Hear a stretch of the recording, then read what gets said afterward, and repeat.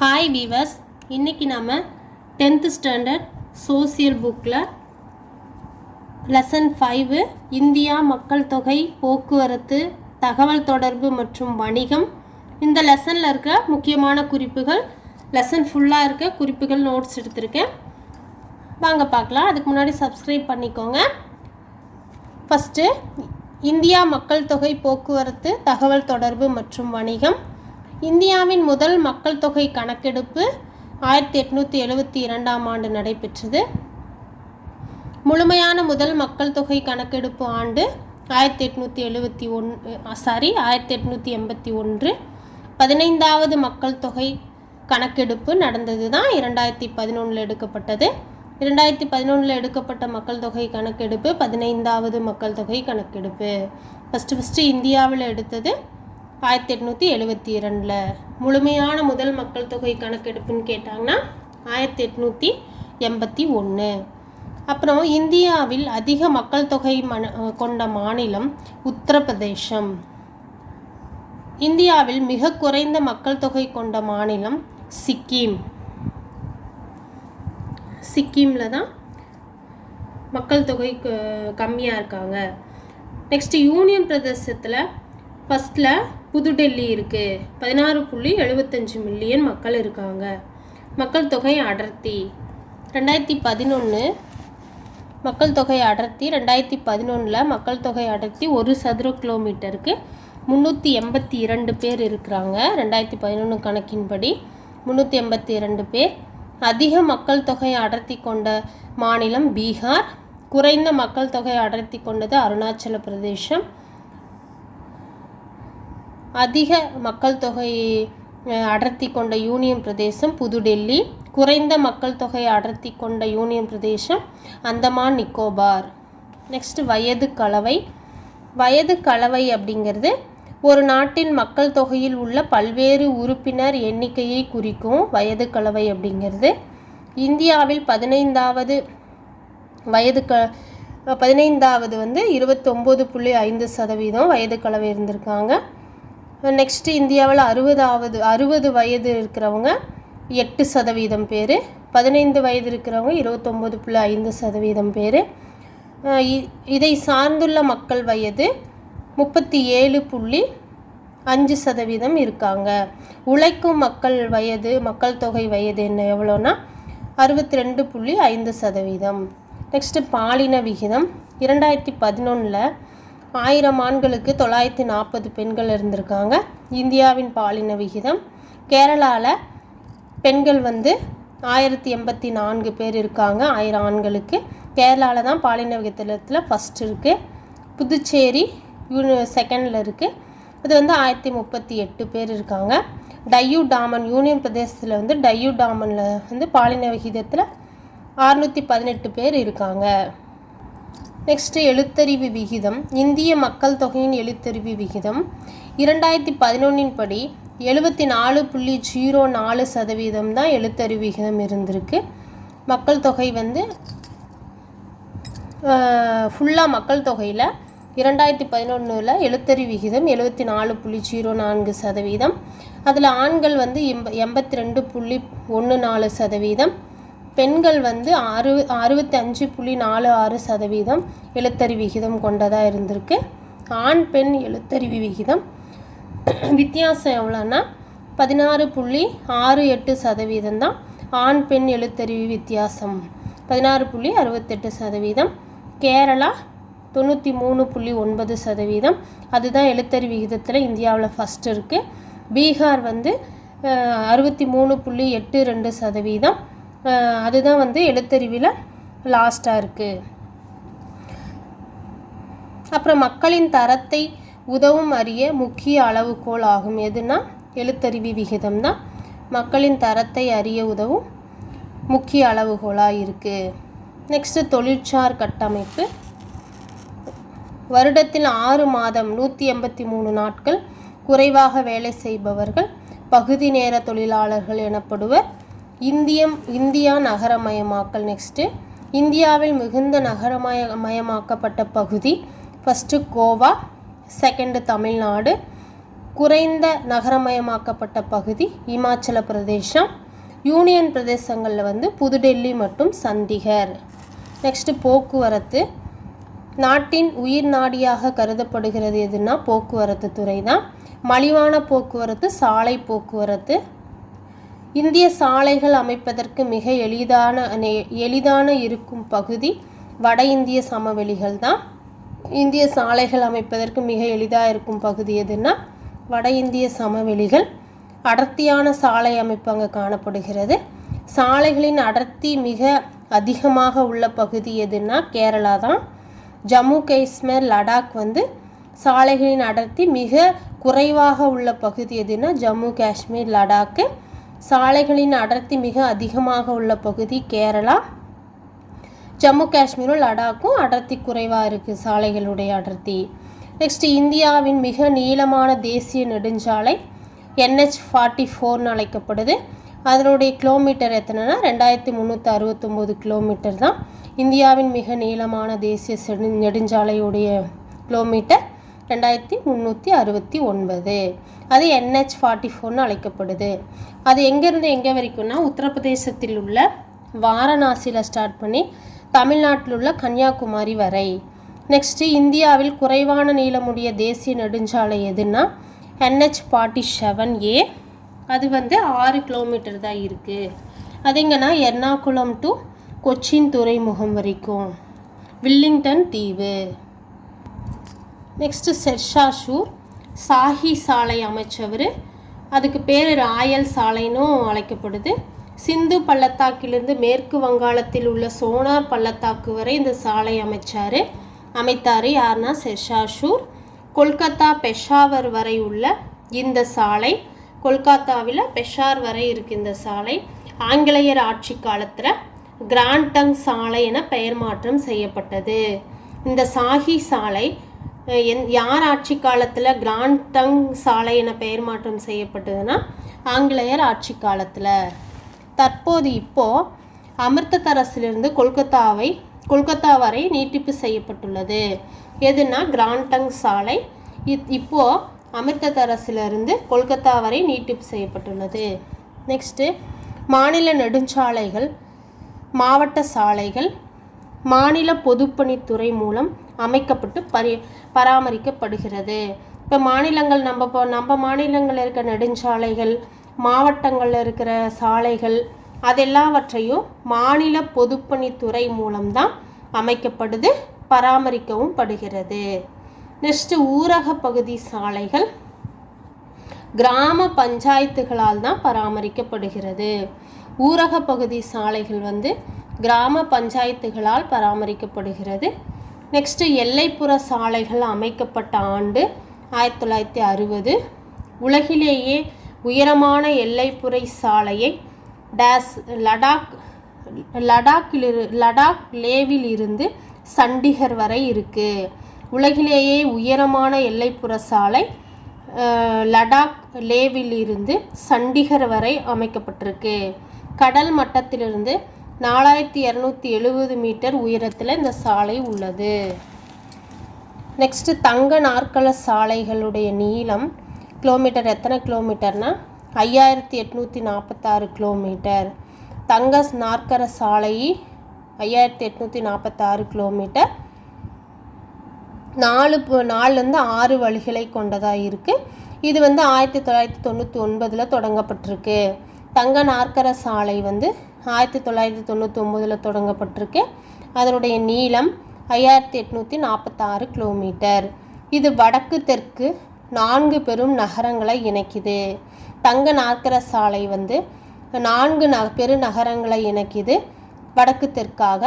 அது என்னென்ன நகரங்கள்னா புதுடெல்லி, கொல்கத்தா, சென்னை, மும்பை.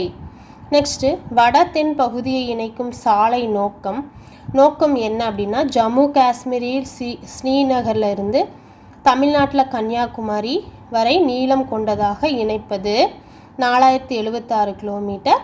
கிழக்கு மேற்கில் வந்து அசாம் சில்சாரையும் குஜராத்தில் இருக்கிற துறைமுக நகர் போர்பந்தரையும் இணைக்கும் வகையில் 3640 கிலோமீட்டர் நீளத்திற்கு அமைக்கப்பட்டுள்ளது இந்த சாலைகள்.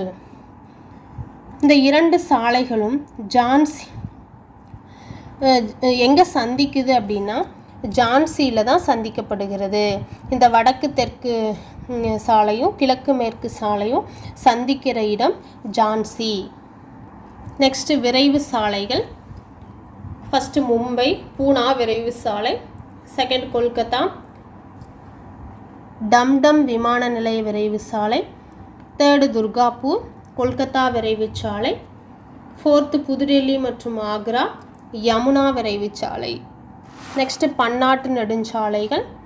ஆசியா மற்றும் பசிபிக் பகுதிகளான பொருளாதார மற்றும் சமூக ஆணையம் ESCHP உலக வங்கி நிதியுடன் மூலம் அமைக்கப்பட்டது. இச்சாலைகள் பாகிஸ்தான், நேபாளம், பூடான், வங்கதேசம், மியான்மர் ஆகிய அண்டை நாடுகளை இந்திய தேசிய நெடுஞ்சாலைகளுடன் இணைக்கிறது. இந்த பன்னாட்டு நெடுஞ்சாலைகள் உலக வங்கி நிதியுடன் மூலம்தான் அமைக்கப்பட்டுச்சு. ஆசியா மற்றும் பசிபிக் பகுதிகளுக்கான பொருளாதார மற்றும் சமூக ஆணையம் உலக வங்கி நிதியுடன் அமைக்கப்பட்டது. இந்த சாலைகள் இந்த பன்னாட்டு நெடுஞ்சாலைகள் பாகிஸ்தான், நேபாளம், பூடான், வங்கதேசம், மியான்மர் ஆகிய அண்டை நாடுகளை இந்திய தேசிய நெடுஞ்சாலைகளுடன் இணைக்கிறது. சாரி. நெக்ஸ்ட் ரயில் போக்குவரத்து. உள்நாட்டு போக்குவரத்திற்கான முக்கிய உயிர் நாடியாக அமைந்துள்ளது எதுனா ரயில் போக்குவரத்து தான். தரைவழி போக்குவரத்து அமைப்பில் முதுகெலும்பாக கருதப்படுகிறது எதுனா ரயில் போக்குவரத்து. இது மக்களை ஒன்றிணைப்பதன் மூலம் தேசிய ஒருமைப்பாட்டை வளர்க்கிறது. இதன் பணி மதிப்பிட முடியாத ஒன்று. ரயில் போக்குவரத்துடைய பணி மதிப்பிட முடியாத ஒன்று. ஆசியாவில் மிக பெரியதும் உலக அளவில் இரண்டாவது பெரியதும் ஆகும். இந்திய ரயில்வே துறை 17 மண்டலங்களாக பிரிக்கப்பட்டுள்ளது. ஆசியாவில் மிக பெரியதும் உலக அளவில் இரண்டாவது பெரியதுமாக இருக்கிறது நம்ம ரயில் போக்குவரத்து தான். அது இந்திய ரயில்வே துறை 17 மண்டலங்களாக பிரிக்கப்பட்டிருக்கு. எத்தனை மண்டலங்கள்னா 17 மண்டலங்களாக பிரிக்கப்பட்டிருக்கு. அது இந்திய அகலத்தை 4 வகைகளாக பிரிக்கலாம். இந்திய ரயில் அகலத்தை 4 வகைகளாக பிரிக்கலாம். அந்த ரயில் அந்த இது இருக்குது பார்த்திங்களா, அந்த பாதை, அதை தான் சொல்கிறாங்க. இந்திய ரயில் அகலத்தை 4 வகைகளாக பிரிக்கலாம். அகலப்பாதை அப்படின்னா 1676 மீட்டர் அகலம் இருக்கும்.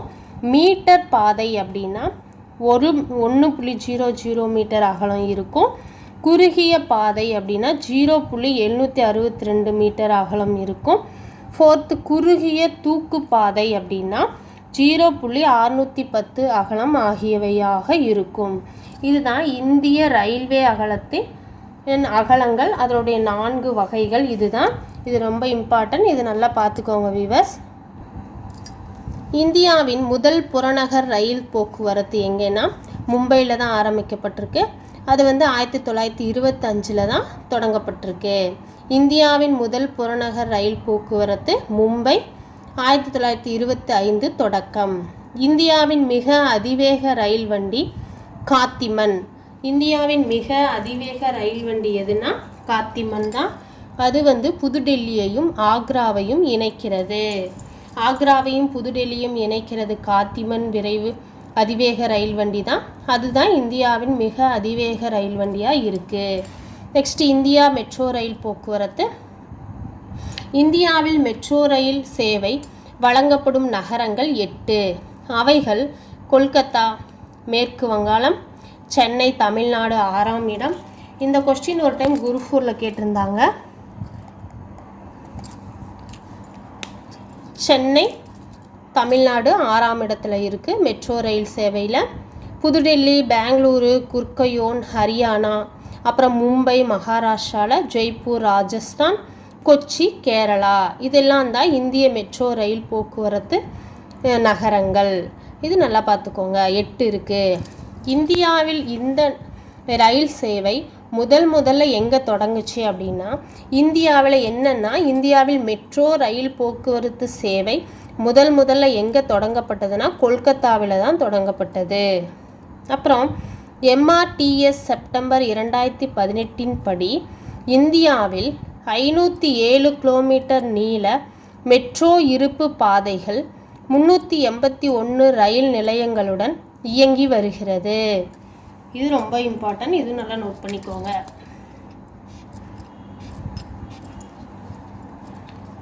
MRTS செப்டம்பர் 2018 படி இந்தியாவில் 507 கிலோமீட்டர் நீள மெட்ரோ இருப்பு பாதைகள் 381 ரயில் நிலையங்களுடன் தான் இப்போ இயங்கி வருகிறது. இதெல்லாம் நல்லா நோட் பண்ணிக்கோங்க. மேகாலயாவில் ரயில் போக்குவரத்து இல்லை. எங்கே ரயில் போக்குவரத்து இல்லை அப்படின்னா மேகாலயா மாநிலத்தில் ரயில் போக்குவரத்து இல்லை. நெக்ஸ்ட்டு குழாய் வழி போக்குவரத்து. குழாய் வழி போக்குவரத்தில் மேல் அசாம் எண்ணெய் இருந்து கான்பூர் வரையிலும், குஜராத்தில் உள்ள சலாயாவிலிருந்து பஞ்சாப் ஜலந்தர் வரை, குஜராத்தில் உள்ள ஹிஜிராவிலிருந்து உத்தரப்பிரதேசத்தில் உள்ள ஜெகதீஷ்பூர் வரை செல்லும் குழாய் போக்குவரத்து இந்தியாவில் முக்கியமானதாக ஆகும். இந்தியாவினுடைய முக்கியமான குழாய் வழி போக்குவரத்து இதுதான். நெக்ஸ்ட் நீர்வழி போக்குவரத்து. இது பழமையான மற்றும் மலிவான ஒரு போக்குவரத்து முறையாகும். பழமையான மற்றும் மலிவான போக்குவரத்து முறை எது அப்படின்னா நீர்வழி போக்குவரத்து. நெக்ஸ்ட்டு சுற்றுச்சூழல் பாதுகாப்பு குறைந்த எரிபொருள் செலவின போக்குவரத்து முறை 2 வகைகளாக பிரிக்கப்படுது. சுற்றுச்சூழல் பாதுகாப்பு குறைந்த எரிபொருள் செலவின போக்குவரத்து முறை 2 வகைகள். அதில் உள்நாட்டு போக்குவரத்து, கடல் வழி போக்குவரத்து. ஃபஸ்ட்டு உள்நாட்டு நீர்வழி போக்குவரத்து ஆணையம் தொடங்கிய ஆண்டு எதுன்னா 1986. உள்நாட்டு நீர்வழி போக்குவரத்து ஆணையம் தொடங்கிய ஆண்டு 1986. ஃபஸ்ட்டு ஒன்று தேசிய நீர்வழி போக்குவரத்து எண் 1. இது ஹல்தியா மற்றும் அகமதாபாத். இது ஹல்தியா மற்றும் அகமதாபாத் இடையே 1620 கிலோமீட்டர் நீளம். இதெல்லாம் நல்லா நோட் பண்ணிக்காங்க. முதல் தேசிய நீர்வழி போக்குவரத்து எண் 1. இது ஹல்தியா மற்றும் அகமதாபாத் இடையே 1620 கிலோமீட்டர் நீளமுடையதாக இருக்குது. நெக்ஸ்ட்டு கங்கை, பாகிரதி, ஹூக்ளி ஆறுகளுடன் இணைந்து செயல்படுகிறது. இது தேசிய நீர்வழி போக்குவரத்து எண் 1 கங்கை, பாகிரதி, ஹூக்ளி ஆறுகளுடன் இணைந்து செயல்படுகிறது. நெக்ஸ்ட்டு செகண்டு இரண்டாவது தேசிய நீர்வழி போக்குவரத்து எண் 2. இது பிரம்மபுத்திரா ஆற்றில் துபிரி காடியாவிற்கு இடையே 891 கிலோமீட்டர் நீளம் உடையது. பிரம்மபுத்திரா ஆற்றின் துபிரி காடியாவிற்கு இடையே 891 கிலோமீட்டர் நீளம் உடையது எதுன்னா எந்த தேசிய நீர்வழி போக்குவரத்து எண் 2. நெக்ஸ்ட்டு மூணாவது தேசிய நீர்வழி போக்குவரத்து எண் 3 கேரளாவில் கொல்லம் கோட்டப்புறம் இடையே உள்ளது. கேரளாவில் கொல்லம்லேருந்து கோட்டப்புறம் இடையே இருக்குது தேசிய நீர்வழி போக்குவரத்து எண் 3. இதெல்லாம் ரொம்ப இம்பார்ட்டன்ட் ஸ்டூடெண்ட், நல்லா பார்த்துக்கோங்க. அப்புறம் இந்தியாவின் முதல் தேசிய நீர்வழி போக்குவரத்து இதுதான். எதுன்னா எண் 3 கேரளா மற்றும் கொல்லம்.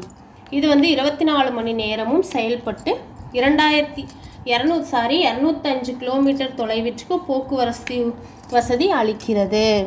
அதாவது கேரளாவிலிருந்து கொல்லம் கோட்டபுரம் இடையே உள்ள தேசிய நீர்வழி போக்குவரத்து எண் 3. இது 24 மணி நேரமும் செயல்படுது. 205 கிலோமீட்டர் தொலைவிற்கு போக்குவரத்து வசதியை அளிக்கிறது. இதுதான் இந்தியாவிலேயே முதல் தேசிய நீர்வழி போக்குவரத்து இதுதான் ஆகும். இது நல்லா நோட் பண்ணிக்கோங்க, இம்பார்ட்டன்ட். நெக்ஸ்ட்டு கடல்வழி போக்குவரத்து. இந்தியாவில் பெரிய துறைமுகம் 13 இருக்குது. அது மத்திய அரசால் நிர்வகிக்கப்படுகிறது. மத்திய அரசால் நிர்வகிக்கப்படுகிற கடல்வழி போக்குவரத்துகள் எத்தனை? பெரிய துறைமுகம்னா 13. அப்புறம் நடுத்தர மற்றும் சிறிய துறைமுகங்கள் 200 இருக்குது. அது அந்தந்த மாநில அரசு தான் நிர்வகிக்குது. அந்தந்த மாநில அரசு நிர்வகிக்கிற நடுத்தர மற்றும் சிறிய துறைமுகங்கள் 200. மத்திய அரசால் நிர்வகிக்கப்படுகிற இந்தியாவின் பெரிய துறைமுகங்கள் 13. அப்புறம் கிழக்கு இந்திய கடற்கரையில் அமைந்துள்ள முக்கிய துறைமுகங்கள் எது? கிழக்கு, இது ஒரு டைம் குரூப் 4ல் கேட்டிருக்காங்க. இதெல்லாம் நல்லா பார்த்துக்கோங்க. கிழக்கு இந்திய கடற்கரையில் அமைந்துள்ள முக்கிய துறைமுகங்கள் எதுன்னா கொல்கத்தா, ஹல்தியா, பாராதீப், விசாகப்பட்டினம், சென்னை, எண்ணூர், தூத்துக்குடி. இவைகளெல்லாம் கிழக்கு இந்திய கடற்கரையில் அமைந்துள்ள முக்கிய துறைமுகங்கள். நெக்ஸ்ட்டு மேற்கு கடற்கரையில் அமைந்துள்ள முக்கிய துறைமுகங்கள் என்னென்ன அப்படின்னா காண்ட்லா. இது ஒரு டைம் குரூப் 4ல் கேட்டிருக்காங்க. மேற்கு கடற்கரையில் அமைந்துள்ள முக்கிய துறைமுகங்கள் என்னன்னு கேட்டு இந்த 4 ஆப்ஷன் கொடுத்து கேட்டிருக்காங்க. இது நல்லா பார்த்துக்கோங்க. இது ஒரு டைம் குரூப் 4ல் வந்த கொஸ்டின் தான்.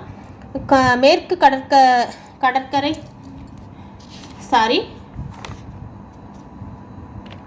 மேற்கு கடற்கரையில் அமைந்துள்ள முக்கிய துறைமுகங்கள் காண்ட்லா, மும்பை, நவசேவா, ஜவஹர்லால் நேரு துறைமுகம் தான் நவசேவா, மர்மகோவா, நியூ மங்களூரு, கொச்சின். இதெல்லாம் மேற்கு கடற்கரையில் அமைந்துள்ள முக்கிய துறைமுகங்கள்.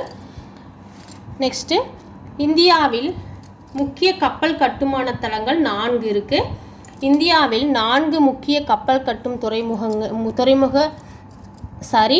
இந்தியாவில் 4 முக்கிய கப்பல் கட்டும் தளங்கள் இருக்குது. ஃபஸ்ட்டு இந்துஸ்தான் கப்பல் கட்டும் தளம், அது விசாகப்பட்டினத்தில் இருக்குது. கார்டன் ரிச் கப்பல் கட்டும் தளம், அது கொல்கத்தாவில் இருக்குது. நெக்ஸ்ட்டு மாசாகான் கப்பல் கட்டும் தளம், அது மும்பையில் மான் ஞாபகம் வச்சுக்கோங்க, மாசாகான் கப்பல் கட்டும் தளம் மும்பை. கோன் வரும் பாருங்கள், கார்டன் ரிச் கப்பல் கட்டும் தளம் கொல்கத்தா. கொச்சி கப்பல் கட்டும் தளம் கொச்சி. இது நல்லா ஞாபகம் வச்சுக்கோங்க. இதெல்லாம் ரொம்ப ரொம்ப இம்பார்ட்டன்ட். இந்த லெசனே ரொம்ப இம்பார்ட்டன்ட் தான், நல்லா பார்த்துக்கோங்க. இந்தியா கப்பல் கட்டும் தொழிலில் ஆசியாவில் 2ஆம் இடத்தில் உள்ளது. இந்தியா கப்பல் கட்டும் தொழிலில் ஆசியாவிலேயே 2வது இடத்துல இருக்குது. உலக அளவில் 16வது இடம் பெற்றுள்ளது. இந்தியா கப்பல் கட்டும் தொழிலில் உலக அளவில் 16வது இடத்தையும் ஆசியாவில் 2வது இடத்தையும் பெற்றுள்ளது. நெக்ஸ்ட் விமான போக்குவரத்து. முதல் இந்திய விமான போக்குவரத்து பிப்ரவரி 1918 ஹென்றி பிக்யூர் அகமதாபாத்திலிருந்து நைனிக் என்ற இடத்திற்கு கடிதங்கள் கொண்டு செல்லப்பட்டதன் மூலம் ஆரம்பமானது. விமான போக்குவரத்து ஃபஸ்ட்டு எப்படி ஆரம்பிச்சிச்சுன்னா பிப்ரவரி 1918 ஹென்றி பிக்யூர் அகமதாபாத்திலிருந்து நைனிக் என்ற இடத்திற்கு கடிதங்கள் கொண்டு செல்லப்படுவதன் மூலம் ஆரம்பமானது விமான போக்குவரத்து. 1953 8 பல்வேறு விமான நிறுவனங்கள் ஒன்றிணைத்து தேசியமயமாக்கப்பட்டன. எப்போனா 1953 8 பல்வேறு விமான நிறுவனங்கள். 53 வருஷம், அந்த 5 3 கூட்டினா 8, அதான் 8 விமான நிறுவனங்கள் ஒன்றிணைந்து தேசியமயமாக்கப்பட்டது 1953. இப்படி ஒரு ஷார்ட்கட்டாக ஞாபகம் வச்சுக்கோங்க. இந்தியாவில் தேசிய நெடுஞ்சாலை ஆணையம் NHAI ஆரம்பிக்கப்பட்ட வருஷம் 1995. இந்திய தேசிய நெடுஞ்சாலை ஆணையம் 1995. இந்திய அரசு ஏர் இந்தியா என்ற விமான சேவையை வழங்குகிறது. நம்ம இந்திய அரசு இந்தியன் ஏர்லைன்ஸ் உள்நாட்டு போக்குவரத்து சேவை, ஏர் இந்தியா வெளிநாட்டு போக்குவரத்து சேவையை வழங்குகிறது. இந்திய அரசு ஏர் இந்தியா என்ற விமான சேவையை வழங்குது. இந்தியன் ஏர்லைன்ஸ் அப்படிங்கிறது உள்நாட்டு போக்குவரத்து சேவை வழங்குறது. ஏர் இந்தியா அப்படிங்கிறது வெளிநாட்டு போக்குவரத்து சேவை வழங்குகிறது. தற்போது 19 சர்வதேச விமான நிலையங்கள் உள்ளன. நமது இந்தியாவில் 19 சர்வதேச விமான நிலையங்கள் உள்ளன. அதில் பவன் ஹான்ஸ் வானுலங்கு ஊர்தி ஹெலிகாப்டர் நிறுவனம் தான் பவன் ஹான்ஸு. தலைமையிடம் எங்கே இருக்குது அப்படின்னா புதுடெல்லியில். இது ஒரு பொதுத்துறை நிறுவனம். இது மும்பையில் மேற்கு வில்பார்லேவாயில் உள்ள ஜுகு விமான நிலையத்தை தளமாக கொண்டு இது இயங்குகிறது. இதுனா பவன் ஹான்ஸ். நெக்ஸ்ட் பவன் ஹான்ஸ் நிறுவனம் ஒரு மினி ரத்னா பிரிவு கீழ் இயங்கும். தீவுகளுக்கு வடகிழக்கு சேவையை அளிக்கிறது. தீவுகளுக்கு தான் இது சேவையை அளிக்குது. இதுனா பவன் ஹான்ஸ் நிறுவனம். இது அந்தமான் நிக்கோபார் தீவுக்கும் லட்சத்தீவுக்கும் பயணப்படகு சேவையையும் இது வழங்குகிறது. எதுனா பவன் ஹான்ஸ் நிறுவனம். நெக்ஸ்ட் இந்திய விமான நிலைய பொறுப்பு ஆணையம் AAI 1995ஆம் ஆண்டு ஆரம்பிக்கப்பட்டது. இந்திய விமான நிலைய பாதுகாப்பு அளிக்கிறது. இந்திய குடிமை விமான போக்குவரத்து அமைச்சகம் கீழே தான் இது இயங்குது. எதுனா இந்திய விமான நிலைய பொறுப்பு ஆணையம். நெக்ஸ்ட்டு தகவல் தொடர்பு, தனிமனித தகவல் தொடர்பு, பொது தகவல் தொடர்பு என இரு வகைப்படுது. இந்திய அஞ்சல் துறை 1,55,000 நிலையங்கள் உள்ளன. இந்தியாவில் அஞ்சல் துறைகள் 1,55,000 நிலையங்கள் உள்ளன. இவற்றில் 1,39,000 கிராமப்புறங்களில் தான் இருக்குது.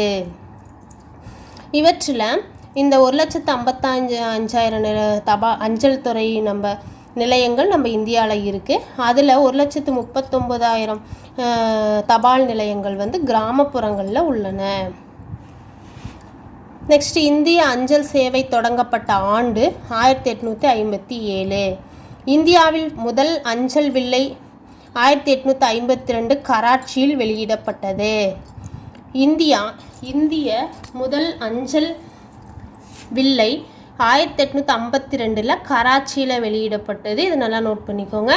விரைவு அஞ்சல் சேவை அறிமுகப்படுத்தின ஆண்டு 1975. அஞ்சல் குறியீட்டு எண்ணை அறிமுகம் செய்த ஆண்டு 1972. எஸ்டிடி உள்நாட்டு சந்தாதாரர் அழைப்பு, எஸ்டிடினா, ஐஎஸ்டினா சர்வதேச சந்தாதாரர் அழைப்பு. இந்திய வானொலி ஒலிபரப்பு சேவை 1923 தொடங்கப்பட்டது. மும்பை வானொலி சங்கம் மூலம்தான் அது தொடங்கப்பட்டது. நெக்ஸ்ட், 1936 அகில இந்திய வானொலி என்றும் 1957 முதல் ஆகாசவாணி எனவும் பெயர் மாற்றம் செய்யப்பட்டு அழைக்கப்பட்டது. எப்போனா ஃபஸ்ட்டு 1936 அகில இந்திய வானொலின்னு தான் ஆரம்பித்தாங்க. அதுக்கப்புறம் 1957 முதல் ஆகாசவாணி என பெயர் மாற்றம் செய்து அழைக்கப்பட்டிருக்கு. அப்புறம் இந்தியாவில் தொலைக்காட்சி வலையமைப்பு தூர்தர்ஷன் என அழைக்கப்படுகிறது. நம்ம இந்தியாவில் தொலைக்காட்சி வலையமைப்பு எப்படி அழைக்கப்படுதுன்னா தூர்தர்ஷன் என அழைக்கப்படுகிறது. இந்திய விண்வெளி ஆராய்ச்சி மையம் 1969. இந்திய செயற்கைக்கோள் 2 பிரிவுகள் இருக்குது. அதில் இன்சாட், IRS இது 2 பிரிவுகள் இருக்குது. நெக்ஸ்ட், இந்திய செயற்கைக்கோள் அமைப்பு ஆரம்பிக்கப்பட்டது 1983. தகவல் தொடர்பிற்காக பயன்படுத்தப்படும் முக்கிய செயற்கைக்கோள்கள்: ஃபஸ்ட்டு இன்சாட் வரிசை, செகண்டு ஜிசாட் வரிசை, தேர்டு கல்பனா 1, ஃபோர்டு ஹாம்சாட், எஜிசாட். அப்புறம் ஜிசாட் 7A எந்த ஆண்டு ஏவப்பட்டது அப்படின்னா சமீப காலத்தில் தான், டிசம்பர் 19, 2018. Next August 30, 1983 ஏவப்பட்டது.